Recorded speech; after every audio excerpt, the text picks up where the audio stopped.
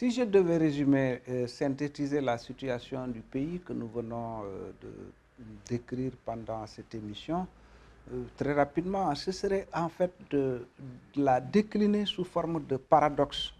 Ce que j'ai dit à l'Assemblée devant le ministre des Finances, j'ai dit il y a un paradoxe dans le pays entre les chiffres du gouvernement et la réalité sur le terrain. Par exemple, quand on parle du taux de croissance de 6,7%, nous disons que si le taux prend l'escalier, la pauvreté prend l'ascenseur, puisque l'indice de perception de la pauvreté est à 56%. 56% des Sénégalais considèrent qu'ils sont pauvres.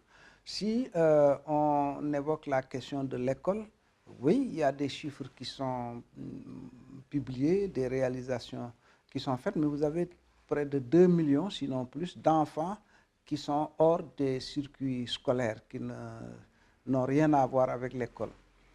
Si vous prenez la sécurité, on dit que le budget a été multiplié presque par 2, 93% d'augmentation du budget de la sécurité, mais la sécurité n'a jamais été aussi déficiente et déficitaire dans le pays, partout.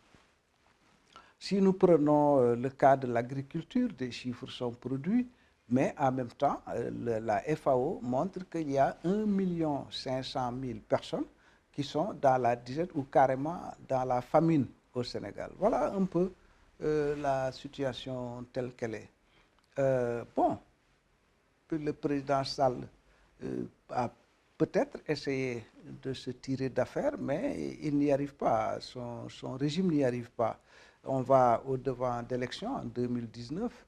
Alors nous, de l'opposition, nous estimons qu'après ce qui s'est passé au référendum et aux législatives, il faut changer les règles pour refiabiliser le processus électoral.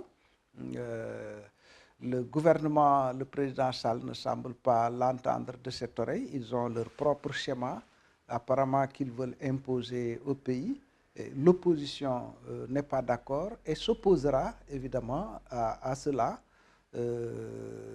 Bon, voilà, je pense où on en est et c'est la raison pour laquelle moi j'en appelle à la raison,